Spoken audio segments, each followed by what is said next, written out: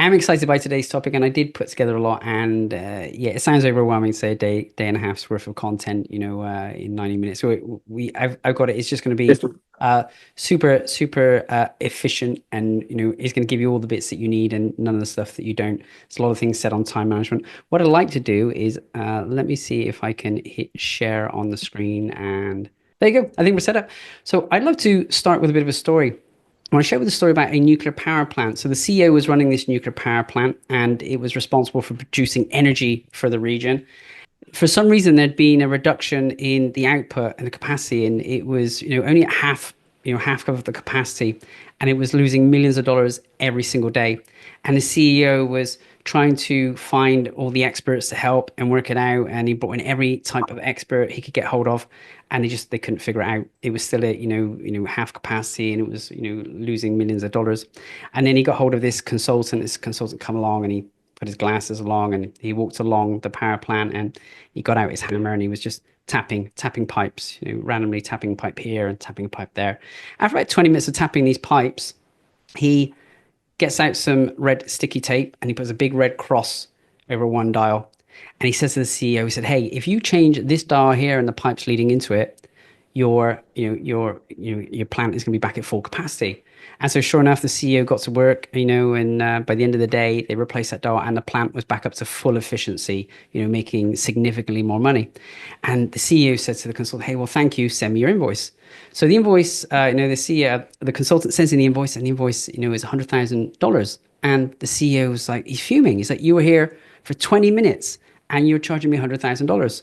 And the consultant writes back, and he says to the CEO, "Well, I'm going to charge you $1 for the time that I was there, but I'm going to charge you $999,999 for knowing which gauge to mark, know which one to change." And I think that's what today's presentation is a little bit like. For some of us, we are pushed with time, and we're not at our full efficiency. And what we're going to do today is we're going to find which gauge it is for you. We're going to identify which gauge we need to change to get you up to full efficiency, full capacity. Because every business owner I meet tells me, "I don't have enough time. There's always more to do. I can't get ahead. I'm juggling too many things." But here's the truth that no one really talks about, which is time is your most valuable asset. It is like the most valuable asset by far, because you can go make more money. We can lose your money, and we can go make more money, right? But you can't make more time. Okay, you can only use it double. So the difference between successful entrepreneurs, that I've worked with, and the struggling ones, it isn't just the effort. I keep hearing a lot of people in the marketplace talk about, you got to hustle, you got to push, you got to, just grind it out. And I don't know, I don't agree with that, right? Because if it was just effort, then of course we would get there. It's not effort, it's about focus, right? Because a lot of business owners are trapped in this constant cycle of putting out fires, drowning in emails, meetings, admin, and they never have enough time for the high impact tasks that are really going to grow the business. So the most successful businesses really protect their time like it's gold. They focus on only what moves the needle. They delegate, they automate, and they eliminate distractions. So this session isn't going to be about doing more. It's going to be about doing what matters. Okay. So by the end of this session, my promise to you is that we're going to cut through the noise and work on the things that actually drive the profit. We're going to help eliminate any overwhelming procrastination, and we're going to reclaim, hours every week, without you sacrificing your results. So if you ever felt like you keep working harder and harder and not get ahead, this is definitely for you. If you would like to make sure you could get more of the, the more impactful things done, give me a yes in the chat box. If you feel like you're already on point, then give me a nah. So, all right, Adam, you're definitely in the right place. That's good. Kerry as well. Okay, that's wonderful. Great. We're in the right place. And then just very quickly, I know Francisca did a very kind introduction of me, just to say, so you know why I'm here and talking about this. So Francisca, you're right. It is coming close to 10 years, 9 years. I found this Facebook post a couple of weeks ago. And so it was your birthday. So happy birthday to Francisca, birthday recently. And the post, reminds me you played 3 instruments that night. Very super talented lady. So 9 years I've been working with the organization. Prior to that, I've had time with Tony Robbins' organization. I coached his top clients. One of the things I got very good at there is helping leaders like yourselves shift from from low profitability or low productive tasks to high productive tasks. I got very skilled at doing that there. Prior to that, I was working with organizations. So not only am I good at helping people shift their time, I'm also good at helping them find out how do they make the most out of the financial resources that they have as well. And I've had some very senior leaders say some very nice things about me in some organizations. I won't labor this too much, but we've had the privilege of presenting in 12 different countries now, and being around all of these different business owners, small to medium-sized business owners. I identify the trends and see what's going to make the difference. And in today's session, one of the trends in the studies I want to share with you is this one. So the study shows that small business owners can be wasting up to 21 to 22 hours every single week. 21 to 22 hours every single week. It's crazy when you think about it. You know, now, if you happen to be in a shared office space, okay, then it becomes even more challenging because it can be typical to be interrupted every 3 minutes. So if you haven't got a space, where you're on your own, you can be interrupted every few minutes. When you get interrupted, it can take 23 minutes to get back on track. Right? It's crazy. I don't know if you ever had that experience when someone knocks you off point and you can't remember where you're at. Well, it can take even longer. Here's the other piece. Error rates can double or triple after even an interruption of a few seconds, right? Because your brain goes to something else and then you can't get back to it. So you want to make sure that you've got an environment that's really serving you. Now, our friend Stephen Covey, who's an expert on this area, he said the key is not to prioritize your schedule, is to schedule your priorities. And I want to start off then by sharing this video with you. It's we used the term before, an oldie but a goodie. This is a very old video. It came back from like 1990s sometime. And yeah, and I think it really makes a point better than me talking about it. So I'm just going to share the video for a second. And just give me a thumbs up to let me know that you can hear it. Okay, I want to make sure the volume's good. Your name is Elizabeth. Can you hear it? Work life? Yeah. Family life as well? Children? Not yet. Yeah. What's the nature of your work assignment? I direct an international firm. An international firm? So you really are interfacing with all kinds of people in the firm and outside the firm. That's right. You want a rich personal life and a rich family life. Do you ever feel like you get bogged down in the thick of thin things? Yes. Well, that might be analogous to all these little, small things that tend to fill our life. And they're just little by little, they just accumulate. Now, your job, you can't go above this, is to get all those large rocks in the jar. Good luck.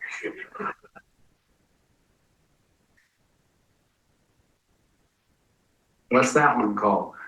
Q2, planning, preparation. Right. Planning, preparation, prevention, and empowerment. Mm-hmm. Okay, the next rock she's putting in there is called relationships and family. You didn't look at that third rock you put in there. That's employment, some key employment issue, and then you put major projects here. I can't get it above there. I haven't worked it there. Oh, yeah, that's right. Yeah, that's fair. That's called service, community, church.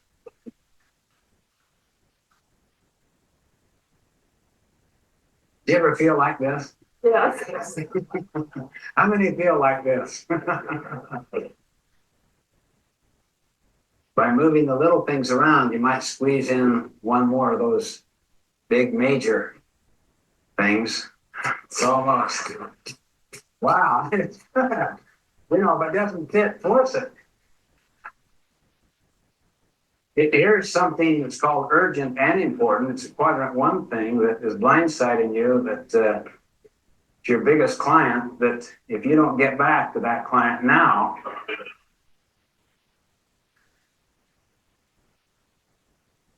you've given up your vacation and you have no special block of time just for yourself. I'll tell you what you can do if you want to. You can take a whole different approach. You have a totally fresh goal. You can work out of a different paradigm altogether. Well, then I'd rather put these in a button. And then what would have one? Employment, Big opportunity, big opportunity, important and urgent, block of time. Those young children keep looking at me. It's not here.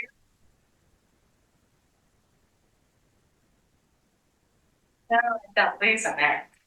okay?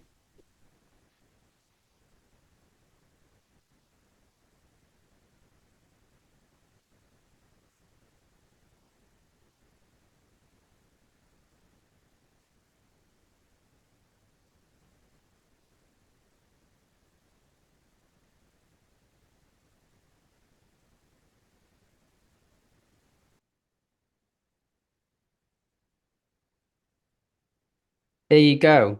So great metaphor there then, big rocks first. I've seen that done further where then you can go and pour sand in and you can pour water and you can fit even more into that bucket. But we've got to start with the biggest priorities. And this, before we get into the nitty gritty of time management being more effective, I want to make sure that we're very clear on, what are our priorities? What are the big rocks? I was reminded of, Alice in Wonderland. I'm not sure if you remember, there's that famous scene in there where the cat asks Alice, "Where are you going?" And Alice says, "Well, which way should I go?" And the cat says, "Well, that depends on where you're going." And Alice says, "Well, I don't know." And of course, then the cat says, "Well, it doesn't matter then which way you go."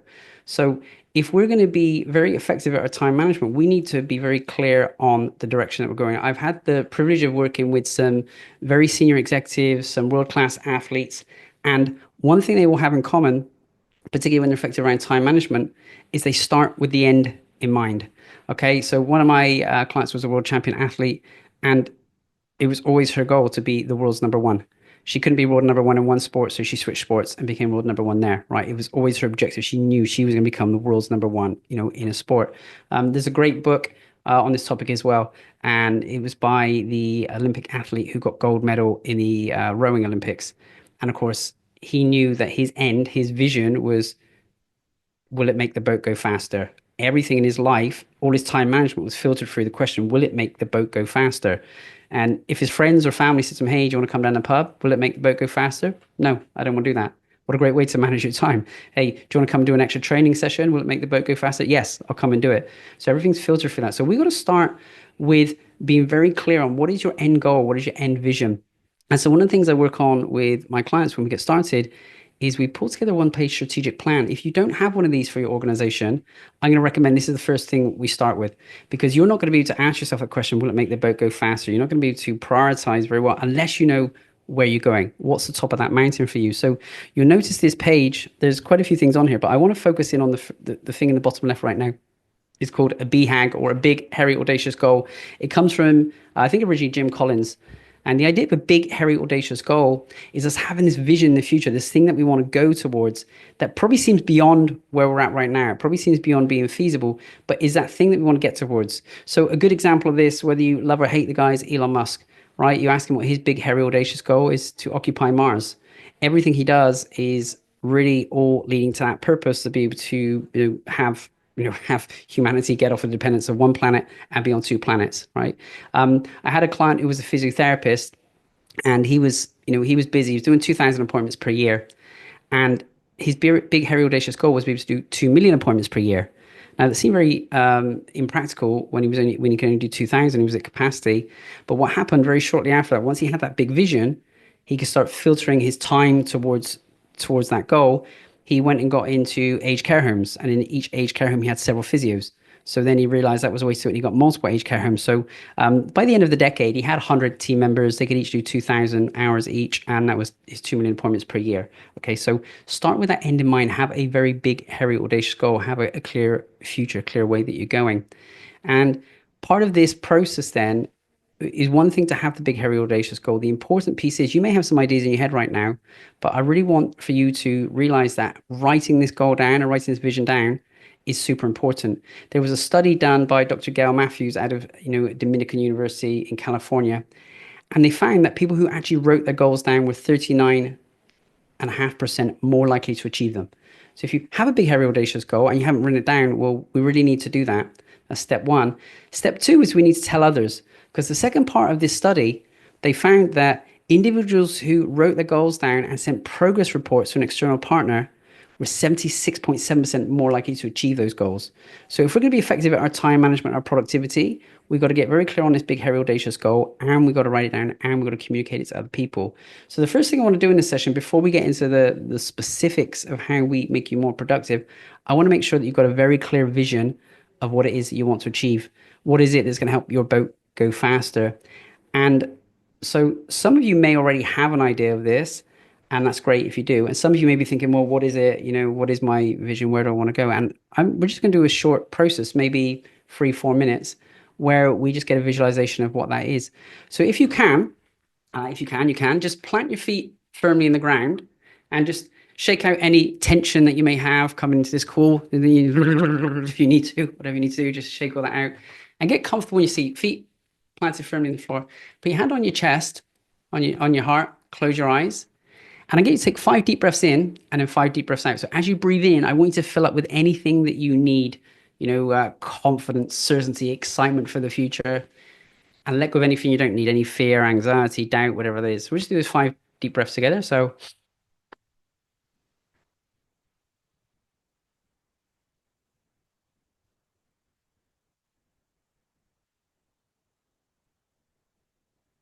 filling up with what you need, letting go of what you don't.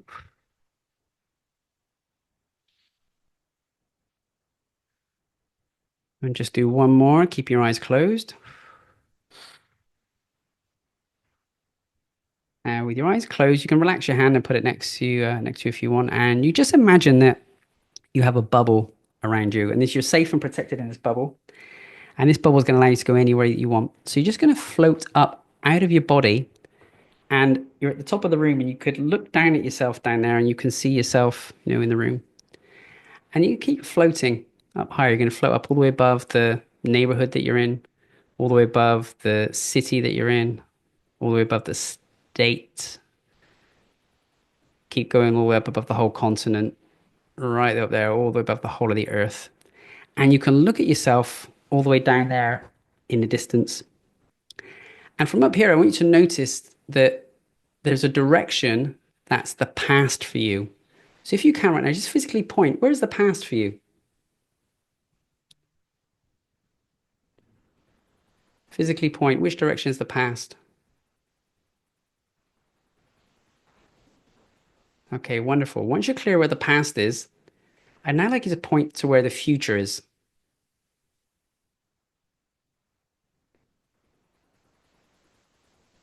Okay, wonderful. Once you have a direction of the future, we're going to float out along your future. We're now in 2025. We're going to float out along 26, 27, 2028, 2029, 2030. Let's get all the way out to 2030. So 5 years in the future from now. And you're out there and you're going to look down on yourself and you're going to realize that you've accomplished what you want. You've been able to have whatever you want. No limitations. It's happened. And you can see it from there. So we're going to float right the way down until you're just above yourself in 2030. And you're going to notice what's going on. What can you see? What's happened? Well, these amazing things have come to fruition.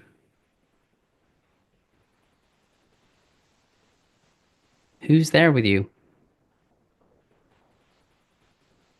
What types of things are you doing? How do you look? How do you sound? When you get a sense of what you've accomplished, and you see that it's happened now, I'd like you to drop down into your body and be able to feel this and see it through your own eyes.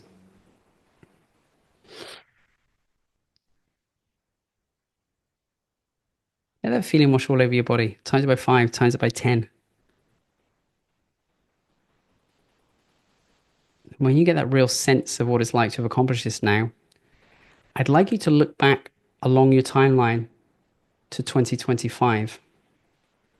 And I'd like you to see how everything in your timeline is reorganizing, repositioning itself for this to happen. Notice how everything is just clicking into place. And just whenever you're ready, you're going to begin to float back along the years 29, 2028.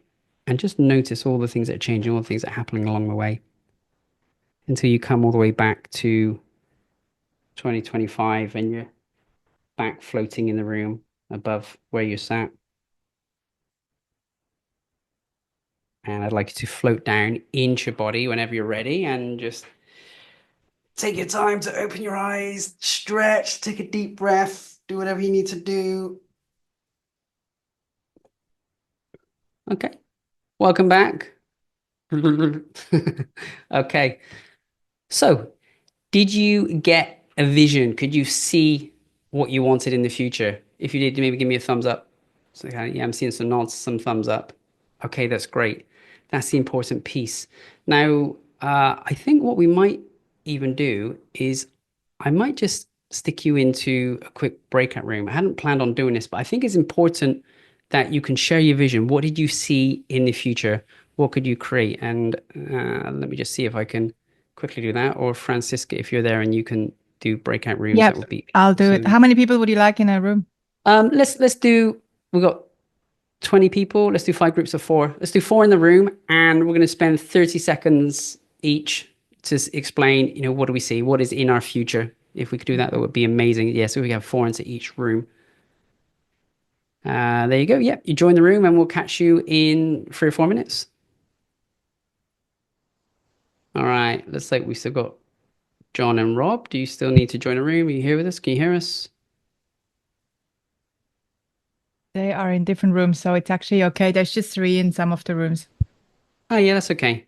It's right. I can see John and Rob look like they're still sat with us. Yeah. Perhaps they're doing something else. Maybe they can't join.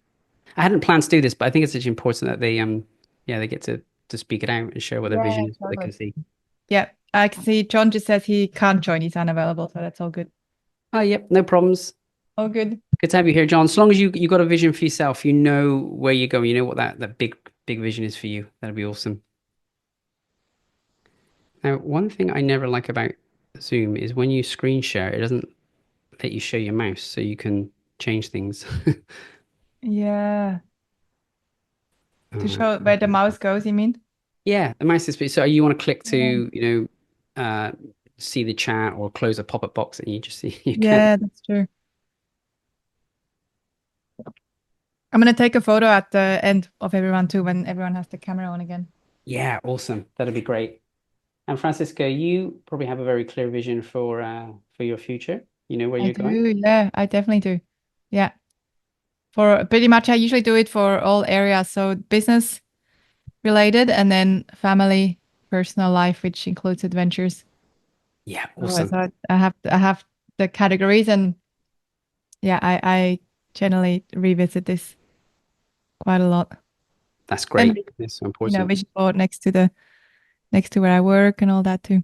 Yeah, that's great. Hey, maybe when people come back, maybe happy to share about that because I guess, as the leader of the group, you've achieved so many things, you've had visions and accomplished things that other people would just love to. When you think about, your book writing, your travels, your business, your family. So I think it'd be really awesome if you're happy to share about that. Yeah, sure. About the different categories and how I go about it. Yeah. And just even the fact that you dust it off and do it regularly, that would be great. Yeah. Now, I didn't know what time we sent them in, so I think perhaps we can probably Let's give them a 1 minute. 1 minute warning, I think. Yeah, Yeah, you said someone got 3 in the room. That should be enough. 30 seconds each to share their let me vision. broadcast. Let it say broadcast message. 1 minute. There we go. You cannot even do the audio broadcast. Let's see if we can voice broadcast. Let's see. 1 minute to go. Kevin, do you want to add something? Yeah, see you soon. I've never done actually the audio broadcasting. It's pretty cool. That's cool. That's fun. And how is everything up there? You seem to come out unscathed after the cyclone.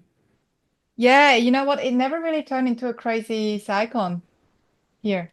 So I think before it actually hit the land here, it was not even classified as cyclone anymore. But there was quite a lot of panic, or like a lot of anxiety, I would say, in the area. Lots of people, went to town with sandbags and just from the last floods, I think people were a bit traumatized. Yeah. And a lot of people where we live, because we have the ocean right here. So quite a lot of people said, hey, it might get a bit crazy with the ocean coming this way, and then there's a creek, and then the floods from this side, from the rivers. So most of our neighbors said, hey, just be prepared to be a little bit flooded maybe and locked in, at least locked in for a week or so, which So didn't you're happen. prepared. Well, you know me. I didn't go buy toilet paper and stuff, but we would have survived for a week. That's for Yeah. sure. Okay. Everyone has stuff at home that, usually you can survive for a week if you're Yeah. smart about it. Yeah, that's good. Well, I was up there with Greg for his event, and I was due to fly back on the Wednesday evening. Oh, And so I got they basically canceled all the flights from Wednesday yeah. lunchtime onwards. So yeah, it was a bit of a mission. Get to the airport and it's like full of police, just making sure everyone wasn't going to riot or revolt or something. Did you So make so you made it on the flight? no, I had to hire a car, and Mm. it was a long drive back instead. Uh, yeah, Oh my goodness. Where was the event up here at near his place? Mantra Legends. So Oh, up, that's where he usually does it. Yeah, Gold Coast. yeah. Yeah. Yeah. So, Mm. but we were meant to be doing jet skiing, but of Yeah. course, No. with that we did VR. Oh, did we can we kick them out of the Yeah, breakout let's room go. then? It's great to bring them back. Yeah, it was a good event. Have you ever done any VR stuff like virtual reality? Yeah, quite a bit actually. It's just with EO, and I organized a guy in Sydney who does a lot of that. So we went to his office, and we went to I think it was an In Excess concert with VR. Oh, cool. Like obviously not a real concert, but it felt like I was in the concert with Yeah. in the virtual reality, with the goggles, Wow, and it was, yeah, really cool that's stuff. amazing. That's so cool. Sorry, Francisca and I were talking about virtual reality and the experience of doing that. I had that experience last week. It was fun, really interesting thing. Now, you've all spoken about this vision, this big, hairy, audacious goal. I think Oh speaking. wait, some people are still coming back, Kevin. Sorry to Oh, interrupt. they're still coming back. Oh, okay, cool. Yeah, yeah. There's two groups that haven't come back yet. All righty. Hopefully they'll be back They any got 4 seconds. second. Yeah. There you go. See more people dropping in right now. I think, is that it? Is that everyone? Are we all back? Yeah, we're back. All righty. Welcome back. I think it's an important piece then. You've taken the time to share your vision with other people, and I think that really helps from a psychological perspective, speaking it out loud to other people, but also when you tell other people, then you get more opportunity of people to help and point you in the right direction and tell you. So I was just speaking about this in the break with Francisca around her vision. I mean, she's managed to accomplish so many things in her life. And Francisca, I wonder if you'd be happy to share what we discussed.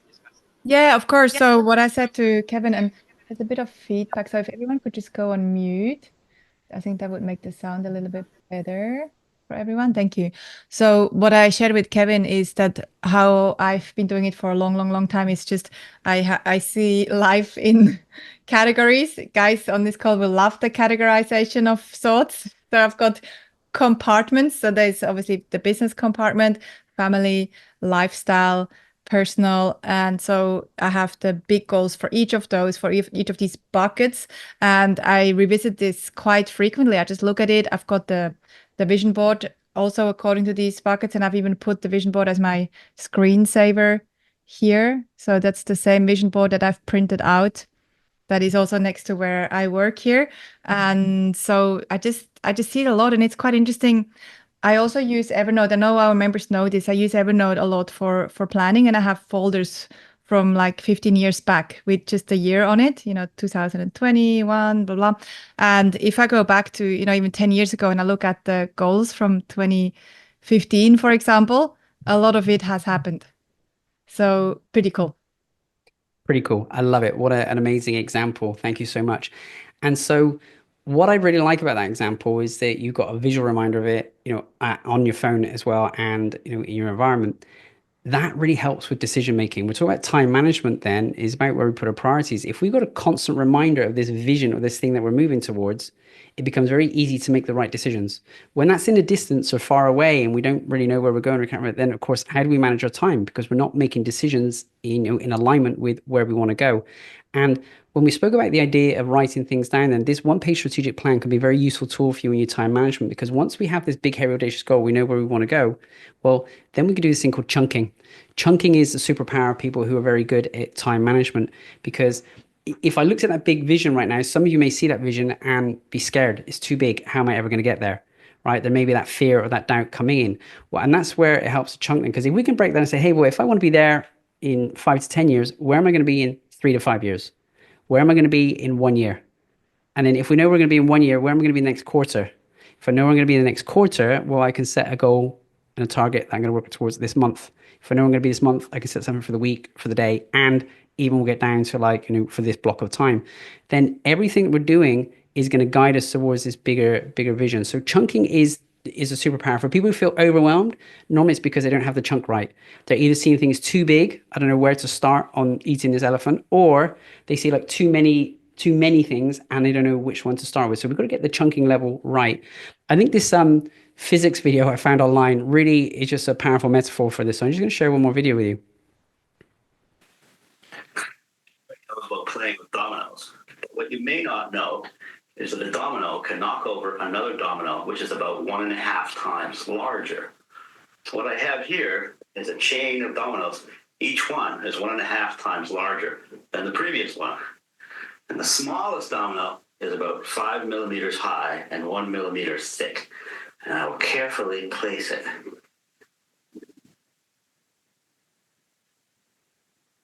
There are 13 dominoes. And the largest domino, it weighs about 100 pounds and is more than a meter tall.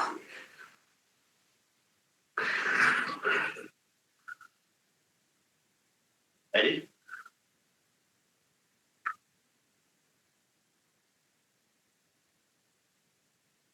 Boom. That was 13 dominoes. If I had 29 dominoes, the last domino would be as tall as the Empire State Building.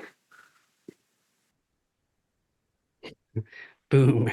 So if we can knock over the small domino, it's going to have a bigger effect to knock over the big domino. So if we can work out what is that tiny little domino, what's that thing that we need to focus on right now and put our energy into that, that's going to knock the next one. And for us, that's what am I doing with my time right now? What's is going to then compound to what happens this day, this week, this month, this year.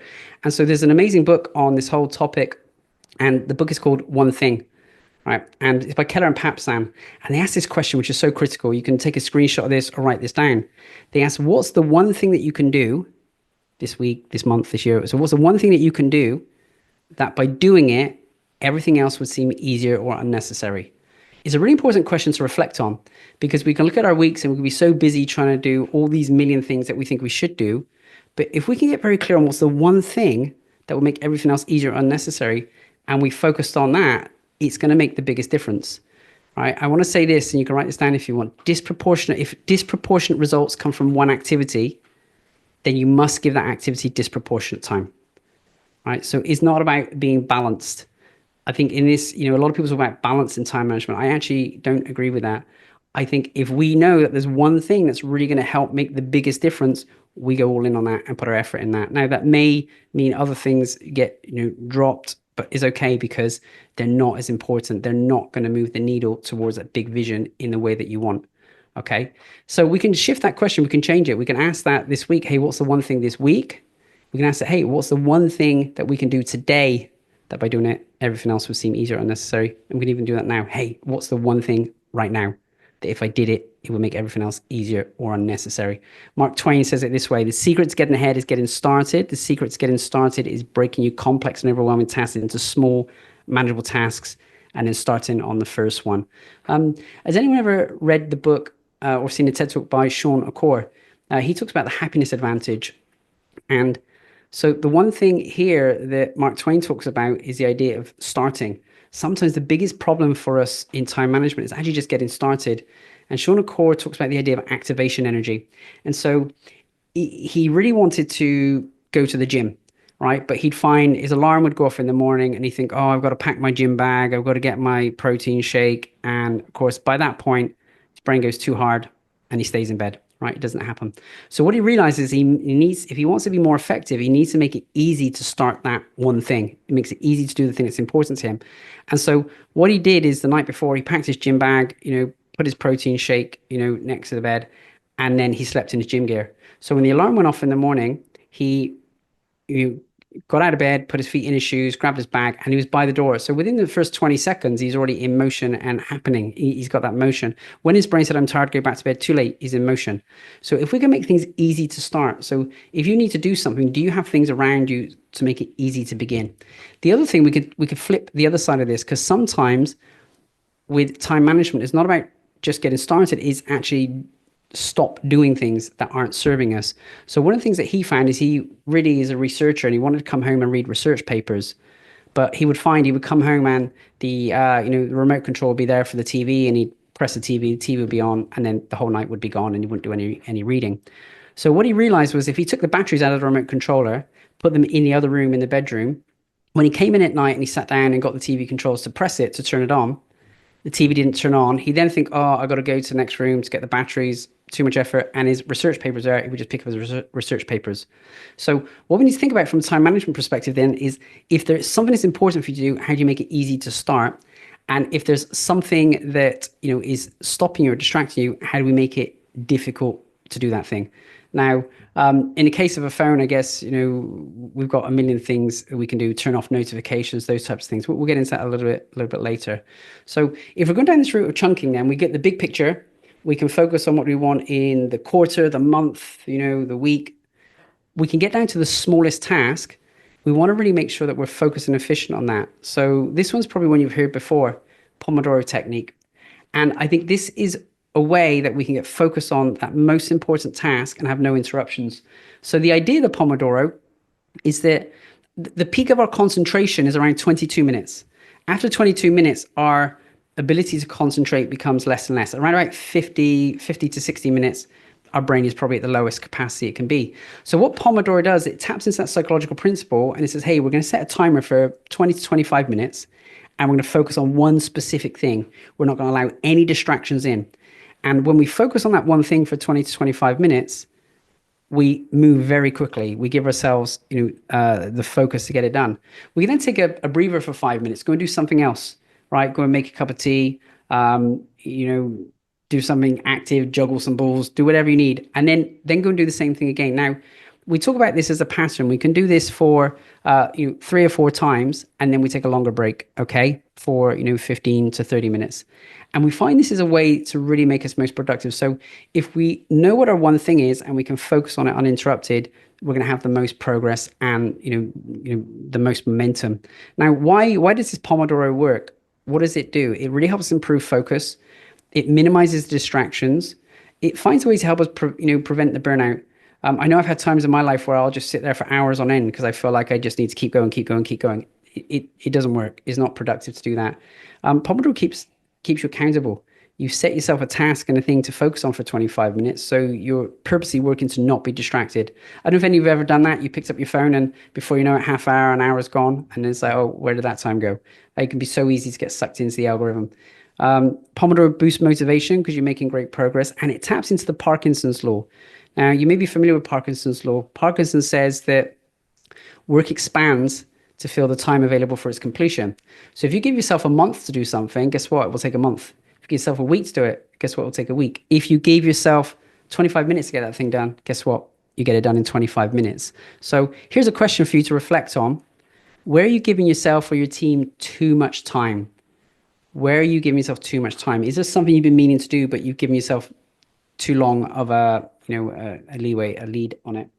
I can think of an immediate example for myself. There's some content I've been meaning to build for a long time now. It's nagging in the back of my brain. But guess what? As I'm talking about this principle, I'm realizing I didn't set a date on it. I didn't set a deadline. If I put a deadline on it and said, hey, I'm going to get it done by this date, guess what? It would happen. So yeah, so where are you giving yourself too much time or your team too much time? Okay, let's talk about then time blocking. Okay, so you got to control your schedule. Don't let your schedule control you. So most business owners feel overwhelmed because they try to fit things in instead of intentionally planning when to get things done. Okay, so if we can start blocking things on our calendar, it's going to eliminate decision fatigue, right? Because there's no more guessing around what should I be working on next. We can go to the structure in the calendar and it's already there. It's already in place. We know what to do. It reduces distraction because you've got very clear boundaries when you focus, so you know what you're focusing on. If we have time blocks on our calendar, it helps us prevent Parkinson's law because we know what we've got to get done in a time frame. And it really helps us prioritize the deep work, the important stuff.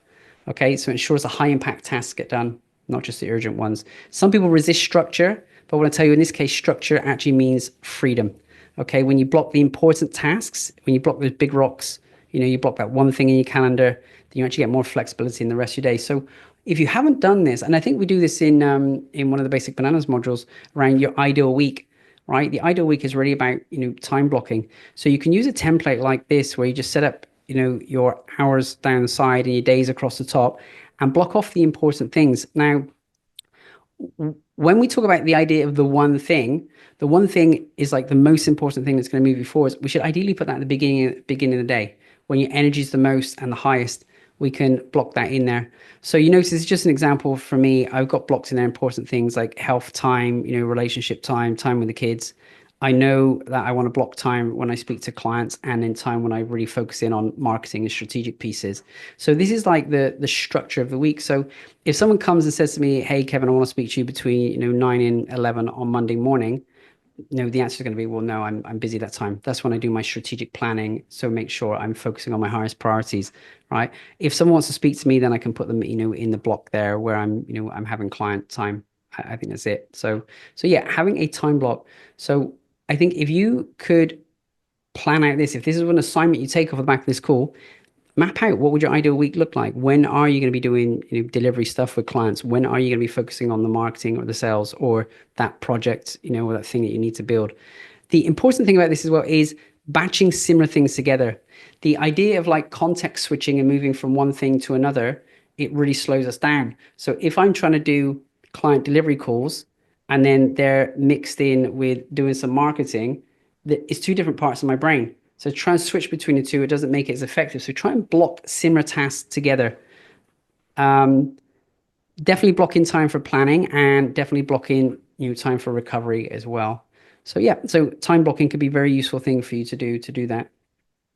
Now I want to talk about multitasking. Who ever multitasks? Who are my amazing multitaskers? Yeah, I got hands up, seen a few hands up, some very proud looking multitaskers. I love it. That's good. So I want to do a quick exercise with you. If you can, we're going to time this. Okay, I'm going to get you to write down. If you've got pen and paper, write it down pen and paper. If you don't, just write it in the computer. I want you to time how long it takes to write down the word multitasking does not work. So I'm going to set a timer now, and I'm going to say go, and then we're going to time you. So you can shout stop or say stop when you're done. Right. So timer. Right. In 3, we're going to go and write down multitasking does not work. So 1, 2, 3, go. Put your thumb up when you're done. All right, good. Seeing some thumbs up. Hey, so it took about 9 seconds for the thumbs to go up, right? So then multitasking does not work. All right, so how long did it take? 9 seconds. Now, we're going to do this again. We're going to write down something else. We're going to say multitasking does not work. Now I really understand. We're going to write down 2 sentences, but there's a catch to this. This time, you're going to write it this way. You're going to write the first letter of the first sentence and the first letter of the second sentence, and then the second letter of each, and then the third letter of each. So you're going to go backwards and forwards between each sentence until you complete the whole thing. Okay, so I'm going to set the timer for this now. All right, on your marks, get set, go. All righty, I see my first thumb up. Others are still working diligently. All right, I'll pause you there. I'll put you out your misery. So now, the whole idea behind this, right, is really I'd expect if it took 9 seconds the first time for us to write 2 sentences, we could double it. Maybe it would take 18 seconds. Okay. The fastest that we saw here was 33 seconds. And Marilyn, that was very fast. You were pretty good. The rest of you were still going. Now, what's the idea here? Is taken significantly longer because we're going between the two. Okay, and that's what happens when we multitask. We feel as though we're being more efficient, more effective, but the science proves that actually multitasking really slows us down in the long run. If we can focus in on one thing and put our energy into one thing and get that done, and then focus on the next thing, we'll be way more productive. Now, I'd also like to notice the mental load. Was it easy for you to go backwards and forwards, or did it take a lot of focus and concentration? Yeah. Oh, So Marilyn, you said it was easy for you to go backwards and forwards? No, it wasn't. Okay, right. That's good. Everyone else was saying no, but you're like, yes. So you got it done fast. Hey, and Catherine, I really love that point. The quality of your writing was not as good. I think that's such a valid point. Steve Lizell says this. He sums it up in a very nice way. He says, multitasking is merely the opportunity to screw up more than one thing at a time. Right. So my encouragement is don't multitask. Focus on one thing until you get it done. Now, we're talking about the idea of time blocking. Does anyone have an annual calendar? Because one of the most powerful things from a time management perspective is have an annual calendar. Now, you can probably even start one now. We're only in March, but block off the important things. Preload your year with the important things. So block out that holiday time, block out the birthdays, block out the events, block out the important, business things that you're going to do. Because if we put your priorities on an annual calendar at the beginning of the year, these are our big rocks first. Okay, everything else can then get fitted in around it. So otherwise, people will go through the whole year and then they'll try and squash a holiday in at the end, or they'll forget about it completely. So if these things are important, let's preload your year. Let's get them blocked on an annual calendar. And then that really makes it easy for you to make a decision. If someone says, hey, would you like to come and do X, Y, Z? And you look at the annual calendar, you're like, I can't then. I've already got this important thing locked in. So, okay. So planning is bringing the future to the present so you can do something about it now. So all this time blocking is great. How are we doing for time? We're doing fine for time. Okay, great. I want to talk about this one then. This is an important concept. You would have heard in the video at the beginning, the Big Rocks first video, the Stephen Covey video, where he was talking about different quadrants. And they really come from this concept, the Eisenhower matrix. And they're basically saying, look, we can split our time, and our tasks into two categories: things that are important or not important, and things that are urgent and not urgent. Okay. Now, I'm going to unveil all of these just all in one go. Right. The idea is that if we have something important and urgent, we should do it immediately. It's something that just needs to get done, knock it out of the way. If we have something that's important but not urgent, that's probably the best thing to be working on. Because if we could work on everything that was important but not urgent, we'd probably get our best work done and we wouldn't ever have to deal with things that are important and urgent. Okay, because we're done in advance. A lot of people get stuck in this bottom section. They're focusing their energy on the stuff that's not important, right? All those little pebbles and those little, tiny bits of grains of sand, right? So if we have stuff that's urgent but not important, we should find a way to delegate it, get it off of our plate. And if we have things that are not urgent and not important, we just need to stop doing those things. We need to delete those tasks. Now, I wonder if we looked at your week and you were to plot your tasks and activities into this matrix, how often would you find you sat down here and not urgent, not important? I know I can get caught by not urgent, not important. Someone's jumping up and down, screaming for my attention, and because they want my attention, then I'll give it to them. But that's not the thing that's going to move me to my big rock. That's not the thing that's going to get me to the BHAG. Okay, so if we can be putting our energy into things that are important and not urgent, that's the first place for us to start. Okay, and then we hopefully won't get things that are important and urgent. So as a concept, I think you can begin to think about your week from here. Okay, which level, which quadrant am I in right now? Is this thing that I'm being asked to do, is it important to me? Is it going to move me towards my big rock or not? And if not, then we need to find a way to delete it or delegate it. So, right, all of that said, let's ask you a question then. What's one high impact task you should be time blocking for tomorrow or this week? What's one thing that you can do? And let's maybe even get you to it on your calendar right now. If there was one thing that you could do this week that would make the biggest difference to you achieving this goal, this vision, what would it be? So just maybe take a moment and block it on your calendar right now.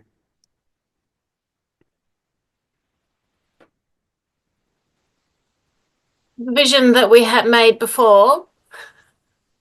Yes. Oh, well, I'm 5 years away from that vision. I don't know what I can do tomorrow. Well, then we need to begin to break it down, right? Because if that vision is going to come to fruition, what needs to happen in the next 12 months? Do you have some sense of something you could do in the next 12 months that would move you towards it? All right. Yep. If you do, then we could think, hey, well, if I need to make that happen in the next year, what can I do this quarter? Yeah, so get a bit of a sense of that. There's going to be one thing you can do. Now, it may even be the case, the first thing that you could do is block out that thinking time. If you blocked out planning time, for an hour, to actually map out what I need to do in a year, what I need to do in, in a quarter, what I need to do, this month, then the planning time may be the one thing you put on the calendar so you can work that out. That would be very valuable. That becomes a important and not urgent task, right? It's the kind of thing you could put off, but actually if you do it now, it's really going to move you towards it.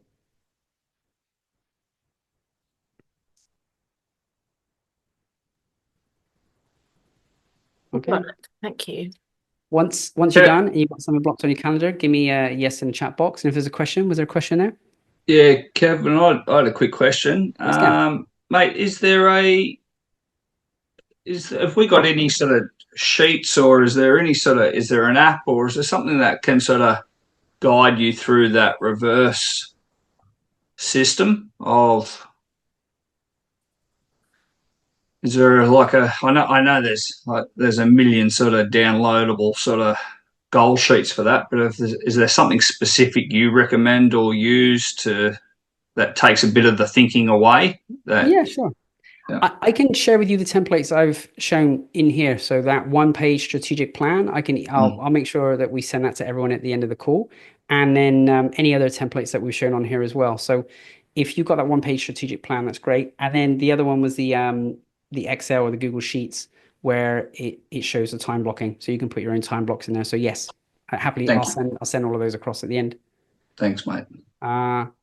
Yeah, Jono, Carl Newport is useful for weekly time blocking tracking. Awesome. That's great. What a great resource. So timeblockplanner.com. I haven't used that one myself, but it sounds like a great example. I'm seeing a few yeses in the box. You put one thing on your calendar that you've blocked off that's going to be important. That's great. That will move you towards your one thing. Now, the other thing that we can do is we can do a bit of an audit of your time and your week as well. Because one of the other ways that we can do this, we're going to need to free up time for you. We need to get some things off your plate. So let's switch gears. I want to talk about this one here. And Chris, yeah, paper diary is great. If you do paper or electronic, whatever is going to serve you, I think that's awesome. I want to talk about this one, the skills and fun matrix. I'm going to encourage you to, I'll send you this template through as well, but I'm going to encourage you to draw this one out on your page right now. Because the idea is if we could plot all of the tasks or activities that you do in a given day, week, or month onto this matrix, we're going to work out where your energy is going. Now, we plot that against the level of skill and the level of fun. Now, I'll give you an example of this. I had a lady who had a business making trophies. You can imagine just getting a statue, put it onto a bit of marble, putting a name tag on it, and that was a laborious process to make these statues. And so when we built this matrix out for her, she plotted all of her activities on here. In the low skill, low fun was the actually manufacturing of the trophies, right? It was something she could show someone very quickly and easily how to do it. And she really didn't enjoy doing it.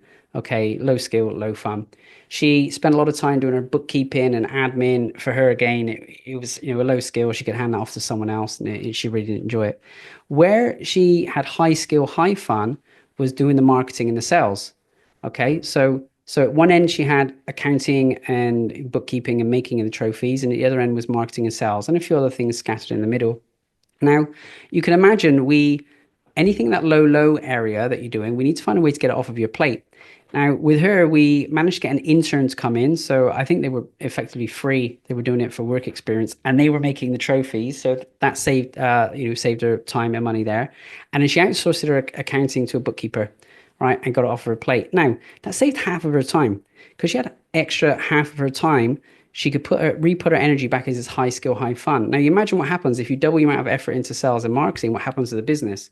Like for her in 6 months, they over doubled because rather than chasing individual sports teams to get the trophies, we could go after the whole league. We went after the soccer league, and then we went after the cricket league, right? And then, she was able to really grow her business massively that way. So what I'm going to encourage you to do, and maybe give this to you as an assignment to do off the back of a call. Plot your tasks or activities. Draw this one out and keep it next to you.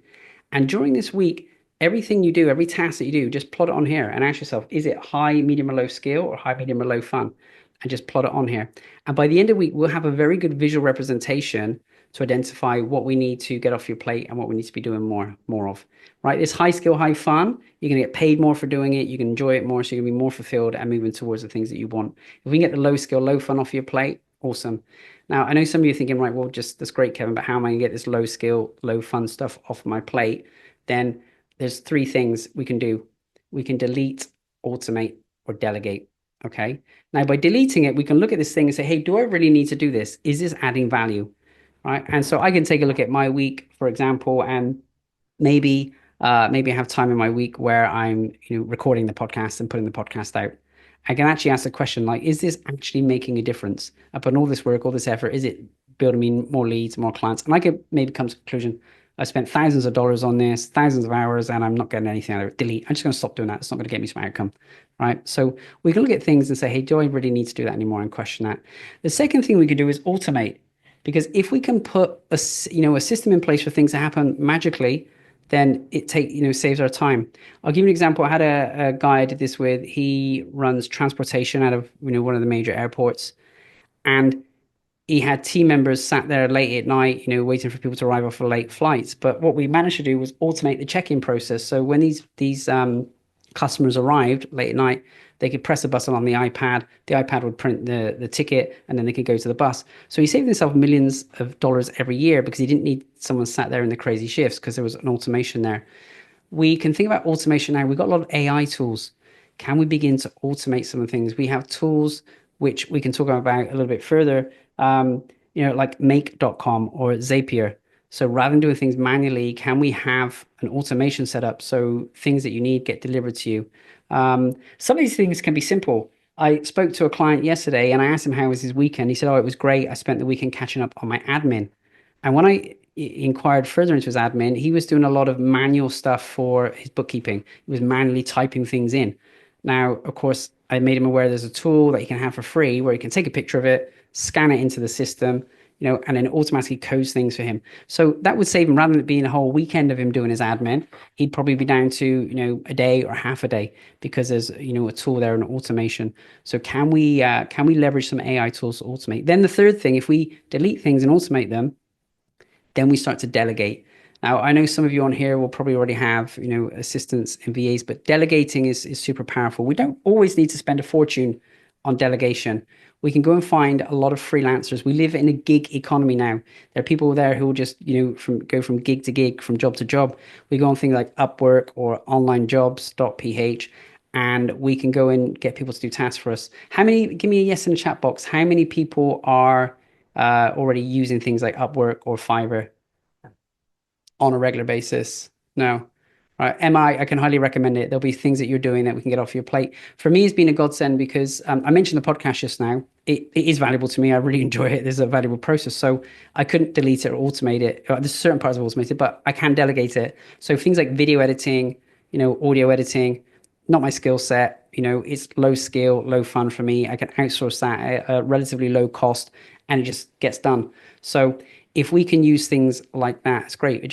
It happens. Yeah, so all sorts of things. We can put jobs up there and delegate it. We can also look at taking on full-time virtual assistants. So if I look at this now, you can go and buy services from places like Philippines and India, maybe $5, $6, $7 an hour. Now, if you can take certain things off your plate and package them up, it can save you a heap of time as well. So we can delete, automate, delegate. Catherine, you've asked what tool. I'm not sure that was probably from before. Maybe I've. Can I just add in? You mentioned about the fellow who loved or said he had a good weekend because he caught up on his admin. And you said, yes. If you could show him a tool that he could take a photo. What is that? Oh, great. Okay, cool. So there's particularly, I think it works with Zero for sure. It may work with the other ones, but it's called HubDoc, HUBDOC, HubDoc, and yeah, it's really cool. So like when I'm out and I'm traveling, you get your receipt, take a picture, and then it automatically codes it for you. It will write the name of the company. It will write the amount. It gets a GST. If you use that company before, it then also begins to learn what general ledger code, where you want to code it into your system.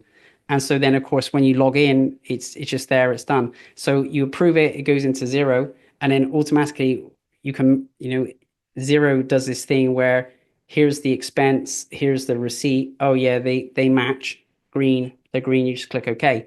So yeah, it can save a heap of time. So HubDoc is free. I've never paid a penny for it, so I presume it's free. Interesting. I don't know how it's free. I don't know how they make their money. Do you have to sync it? Like, do you have to?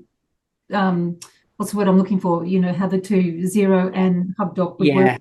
You link them together, and I think you do that. If I remember, you do that just by logging in. I think once you log in, then it makes a connection. It may ask you inside of Zero to approve it, but I think Zero is in some way connected with HubDoc, so it's yeah, it works neatly.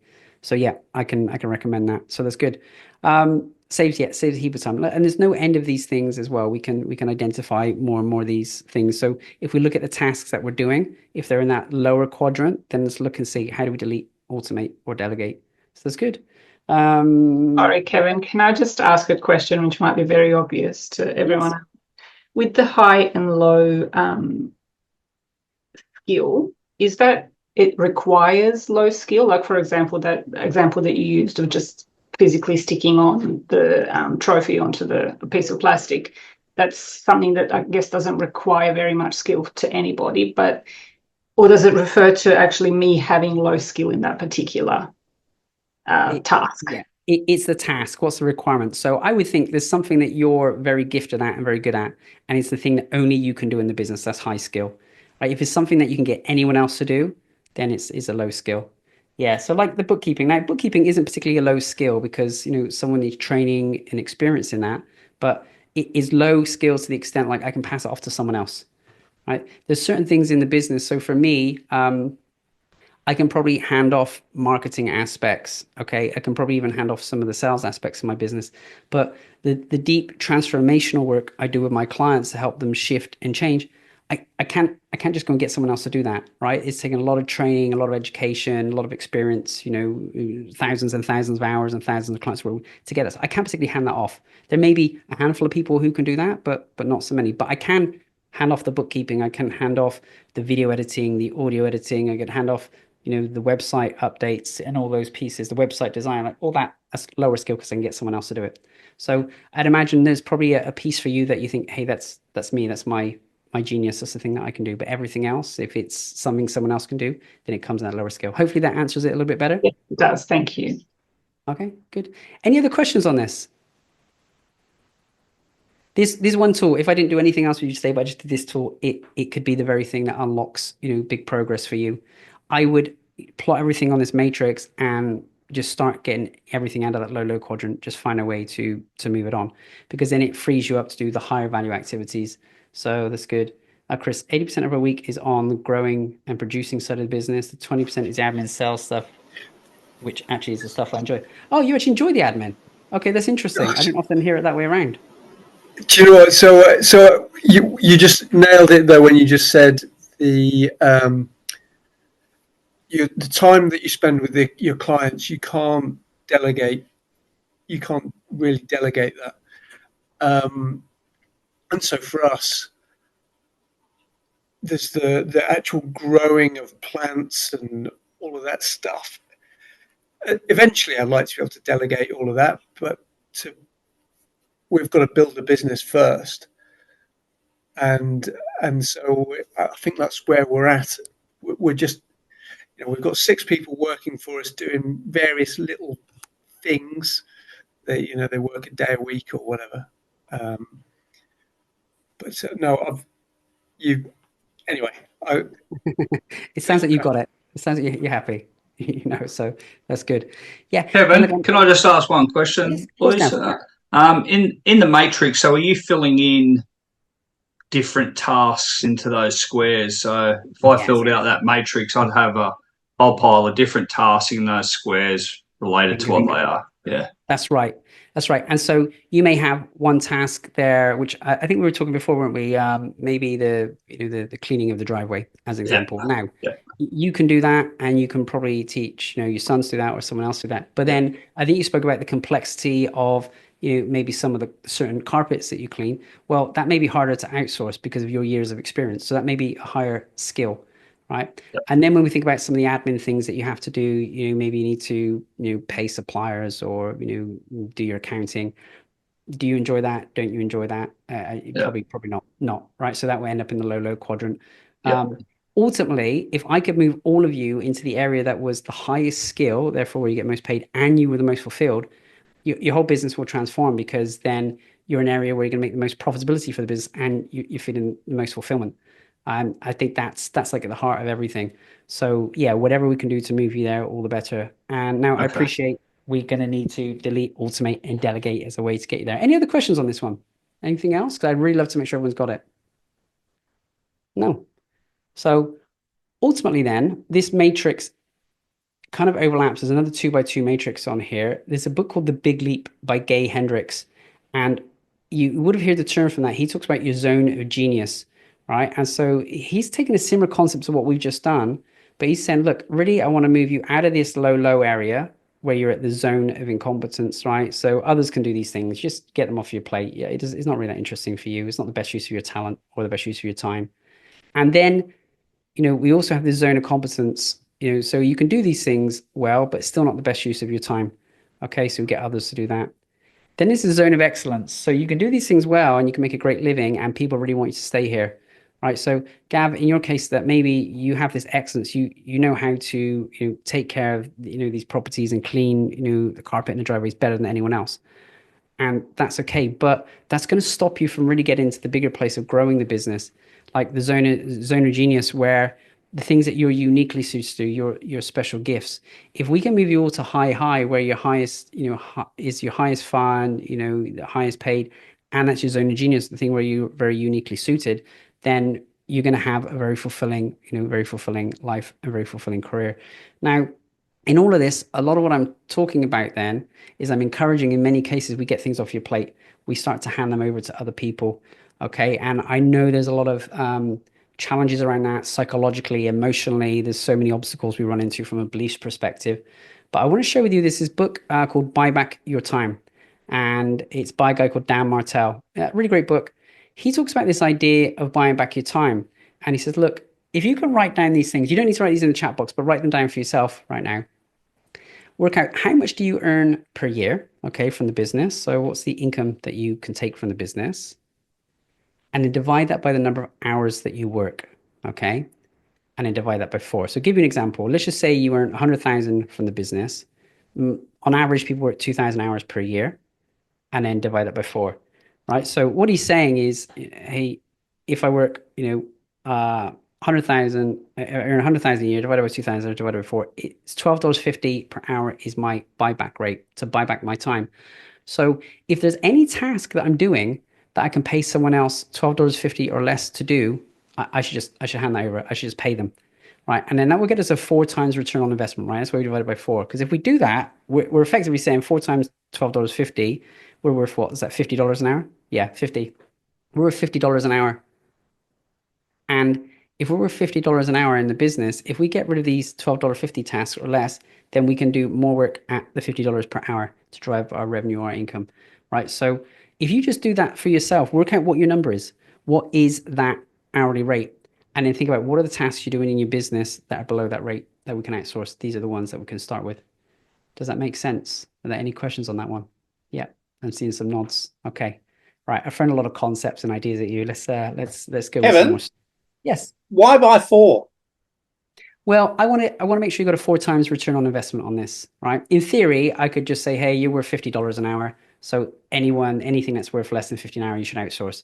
But I'm being gentle and kind to you by saying, hey, if we just start with these things that are going to get you 4 times return, let's start there. Because what will happen, it will become a little bit more addictive, right? At $12.50, we can probably figure out some tasks that we can get off your plate and save you that time. At $50 tasks, then that may be a little more costly for your budget right now. So I want to start with the lower things, because once you start getting some wins at that, and then you can start notching that number up, great. That's awesome. Because as you do this, what will happen is your earnings will increase, and maybe your hours will decrease if we get this right, and then that hourly rate is going to increase. It's going to go up. So let's start here. Now, I don't know if it's $12.50 for you. If you earn less, work more hours, it may be a lower number. But even if we get down to a buyback rate of, $4, $5, $6 an hour, there are people who live in different countries who will do really high quality work, for that rate. So we should consider that. So any questions on that? Okay. All right, great. Then in which case, I want to talk a little bit about positive reinforcement. I'm going to go a bit of the psychology on the time management piece right now. Okay. So I, for a while, lived in the Netherlands, and I had my friend, Alex, come over and his family. Now, Alex is a senior executive at a very large well-known beverage company. And the ladies, our wives, sent us, out. I went to the park with the kids, and Alex went into the supermarket with a long list of things that that we needed to get. And I thought it would be about 20 minutes. And after 20 minutes, he hadn't come out. 30 minutes, he hadn't come out. 40 minutes, he hadn't come out. I'm like, oh, I better go in and see if I can find him. He doesn't live here. He doesn't speak Dutch, so let's find out what's going on. And I walk in the supermarket. I don't know about you. If you were expecting to be 20 minutes in a supermarket and you're still there after 40 minutes, you can't find things you want, would you be frustrated? I would be super frustrated. I would have been so annoyed. Like, it's so frustrated. Anyway, I go in and I see Alex, and he seems quite happy. And I'm like, hey, mate, how you going? Oh, yeah, I'm great. He said, I got points for this, and I got points for this, and I got points for this. I'm like, what do you mean you got points? For every item that he got that was on the list that he was putting in his basket, he was giving himself points. Right. So whereas I would have been agonizing about this one weird thing or two weird things that I hadn't found and frustrated by it, he was praising himself for every single one that he got. And I think as entrepreneurs, we as a group really suck at this. We're so busy looking at this full list of things that we haven't done yet and things that we haven't got to yet. We actually don't notice the things that we have done. Psychologically, this is a real game changer for your time management, because as you go through your day, if you note your wins, note the things that you've accomplished and the things that you've done, guess what? You feel better. And because you feel better about yourself, you take more action. It becomes like a positive reinforcement. If we're doing it the other way and we're discounting, we're ignoring all those great things that we've done because we've still got this to do, this to do, this to do, we feel terrible, and then we feel less motivated. So from a psychological point of view and a time management perspective, I'm going to encourage you to start writing down your wins. And anyone who's worked with me regularly will know, like, I keep these books right just here. Here's my 2023 one. My 2024 one's in the bedroom because I was writing down before. I just note down my wins at the end of every day, no matter how bad. I've had some terrible days. I've had some really sucky days. But at the end of the day, I can still note what my wins are. So my encouragement to you, as small as this feels, this is one of these, what's the term here? This is a small hinge that swings a big door. This is a small thing that will make a big difference to your psychology. The more you do this, the more you notice your wins, guess what? The more wins you're going to have to notice. Two ways you can do it. Either just keep a journal next to you and write it down as you go through the day, or at the end of the night before you go to sleep. The other thing you could do is you can anchor this to another routine. So we do it with our kids. Every night we have dinner together and we ask them, hey, what were their wins? I got this from a lecturer at Harvard University, Harvard Business School. And I asked her what's the most important question we could be asking, and that was it. What were your wins? She said, Kevin, the reason this is so important is because when I asked my kids this, she did it with her kids on a Friday. She said it's not just on the Friday that they think about it, but all week they're having to look for their wins so they can tell us on the Friday. So psychologically, setting yourself up to do that. We do it with our kids every day. So if we forget to ask them, at nighttime, what were their wins, what was great from the day, then they tell us. Actually, what we've done, we've evolved because our kids are 6 and 8. We've done a high-low buffalo. So they share their high, what was great about the day. They share a low, which normally gives them a chance to express their feelings, and a buffalo, just something random they want to share. So yeah, anchor it to dinner or do it in a book. It will make a biggest difference. Now, let's talk about this other tips then from time management.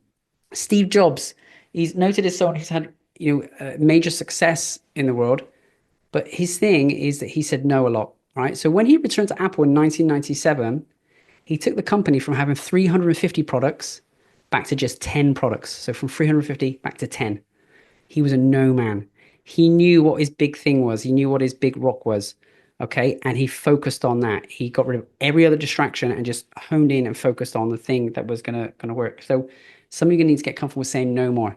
And you can say no more when you're very aware of what your big goal is, your big picture. So if someone asks you to do something, I think you could start with something like, oh, let me just check my calendar and come back to you. Whereas the default for a lot of you is just say yes to everything. But actually, we need to start saying no more. That will really help with your time management. Next one is Peter Drucker. So he's one of the leading management consultants the world has seen. And he said, being efficient is doing the thing right. Effectiveness is doing the right thing. We want to be focused on doing the right thing. That's where our energy should go. I can share another one with you. Seinfeld. So back in his heyday, he was doing all these comedy club circuits and doing very well. And someone went up to ask him, like, what was the secret to his success? And it was so easy for him to say, he said, hey, the secret to my success is this. I write jokes every day. Now, if you're a comedian, how much clarity have you got then on this being your one thing? Now, one tip that I got from that, which I think is very powerful, he had a calendar on his wall. And every day that he wrote jokes, you put a tick on it, or actually you put a big red cross through each day. And of course, after 5 to 10 days, you've got a chain going. You don't want to let that chain break, so you keep doing it every day. So if there's something that's important for you, can you put it up on a calendar and actually note it every single day on a daily basis, so and get that chain of things going? This can be so powerful. Now, if you can do that for 66 days, guess what? You're going to build a habit. It's just going to become the thing that you do anyway. Okay, so yeah, so get that calendar up and do it. The other thing, who has notifications on their phone or their computer popping up? Yeah, turn them all off. Just turn them off. You don't need them. Get rid of them. It will save you a lot of mental space, because it interrupts you when you're focusing on your one thing, and then this thing pops up about the news or about someone else wants your attention, or an email or a text. Just don't turn them off. Have a set time for checking these things. This will save you so much mental space and mental energy. Okay. And then finally, then let's go back to one final tip. We spoke about environment before and distractions. So I'm just going to play this video, but yeah, lock your door. Scandals happen all the time. The question is, how do democracies respond to those scandals? And what will it mean for the wider region? I think one of your children has just walked in. I mean, shifting sands in the region. Do you think relations with the North may change? I would be surprised if they do. Pardon me. My apologies.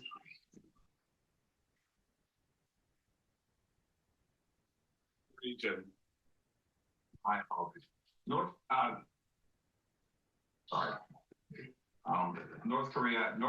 South Korea's policy choices on North Korea have been severely limited in the last 6 months to a year. There you go. So keep your environment, in a way that you can protect that space. I mean, I really feel for that guy. It's quite amusing to watch, and yeah, it is an oldie but a goodie. So we've covered off a lot. I've given you a lot of different concepts in a short period of time, but I think if we go back to the heart of it, number one, let's be really clear. What is the vision? What are you going towards? Because when you have that vision of where you want to go, it makes it easy to filter out the things that aren't relevant to that. Chunk your time into smaller pieces. What is the manageable piece that you can do right now, and get focused on that one thing? What is that one thing, or the big rock that if you put your energy into that now, that's going to make it move it forwards. Set up focus time periods where you just do a Pomodoro and you do a 25-minute sprint and get that thing done, and then move along to the next thing. So I'm going to pause right at that moment and just see, do we have any questions? Or actually, even before I go to questions, maybe let's get you to reflect on all the things that we've covered today. What's the top 3 insights? Maybe just write down for yourself. If there were 3 things you take out of today's call, just write those down. What would those be? Yeah, just take a minute to do that. What were the top 3 insights from today? Okay, great. It looks like I'm seeing some responses now. So let's feel free to have a few of you unmute and share, out of all of those, what's the one thing that's going to be the most important for you, one thing that you can apply off the back of today. So Marilyn, thank you for sharing. So the skills and fun matrix was good, but buy back your time and multitasking was on point. Yes. Yeah, really important point. Let's have a few others. Unmute. What's either the top insight or the top action you're going to take as a result of today's session?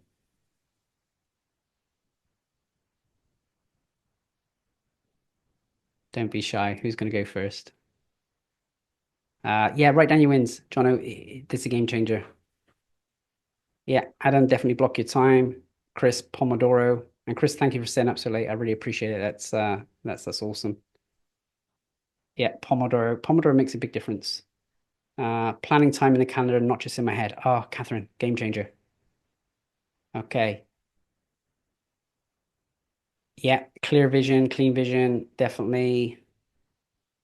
Thanks, Kerry.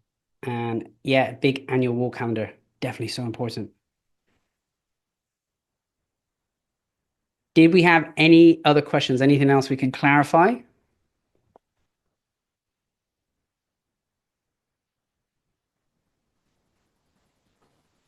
Yeah, Kathy, that's the important question. What's the one thing you can do today that makes everything else seem unnecessary? So Brilliant. Kevin, Yes. Kevin, I've got a question, and I don't know how to frame it at the moment, but I'm sort of excused while I muddle my way through it. I think it's something around the delegating of things. You know, so for instance, I've got my website and I've got someone who can do that. I work with somebody who can help me edit some of my content. I have an accountant. I use Xero, so I can do that. I wouldn't necessarily want to pass that on to somebody, I don't think. I don't think I'd feel comfortable with that, but my accountant does all my kind of big final year, etc., etc. So I'm just trying to think about the things that I can delegate and feel comfortable about delegating. And one of those things that for me, that I probably don't find as fun, and I've got to reframe it in my mind in some respects, is about the marketing side and what that looks like, and potentially what I need to do, but what could be part of that potentially. Yeah, great. Really great question. So I think it's important when you do like the skills fund matrix, you'll identify, which of those components in there. And maybe you're not comfortable with your counting yet. I know some people don't want to let go of, the numbers. I can understand that.